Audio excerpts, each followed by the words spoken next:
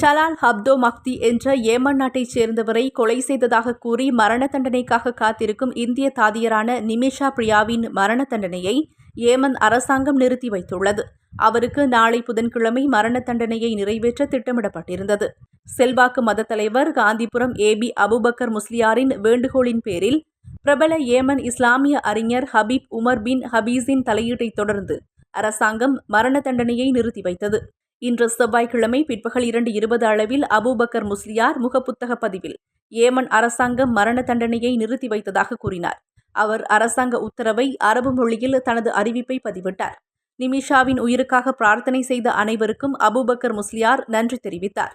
அனைவரின் மீதும் கடவுளின் அருள் உண்டாகட்டும் என்று தெரிவித்துள்ளார்.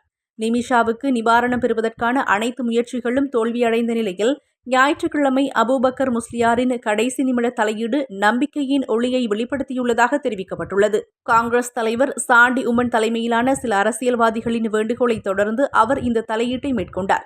ஏமன் ஷூரா பேரவையின் உறுப்பினரும் ஷுக்பி வரிசையை பின்பற்றுபவருமான மிகவும் மதிக்கப்படும் அறிஞரான ஷேக் ஹபீப் உமர் பின் ஹபீஸ் மஹ்டியின் குடும்பத்தாரோடு பேச்சுவார்த்தை நடத்த தனது சகோதரரின் மகன் ஹபீப் அப்துரஹ்மான் அலி மஷூரை நியமித்தார்.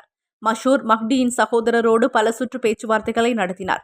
ஹபீஸின் வேண்டுகோளின் பேரில் ஹுதைதா மாநில நீதிமன்ற தலைமை நீதிபதியும் ஏமன் ஷூரா பேரவையின் உறுப்பினரும் பேச்சுவார்த்தையில் பங்கேற்றனர். அபுபக்கர் முஸ்லியாரின் நெருங்கிய வட்டாரங்கள் 2017ஆம் ஆண்டு நடந்த மஹ்டியின் கொலை இறந்தவரின் குடும்பத்தினர் மீது மட்டுமல்ல, ஏமனில் தாமரில் உள்ள சமூகத்தினரிடையேயும் ஆழமான உணர்ச்சி தாக்கத்தை ஏற்படுத்தியதாக கூறின. அதனால்தான் இதுவரை யாராலும் குடும்பத்தை பாதிக்க முடியவில்லை என்று அபுபக்கர் முஸ்லியாரின் உதவியாளர்களில் ஒருவர் தெரிவித்துள்ளார். ஹபீஸின் வேண்டுகோளை மஹ்டியின் குடும்பத்தினரால் நிராகரிக்க முடியாது என்று அவர் கூறினார். ஷேக் ஹபீப் உமர் ஏமன் மக்களிடையே அத்தகைய மரியாதையை பெறுகின்றார்.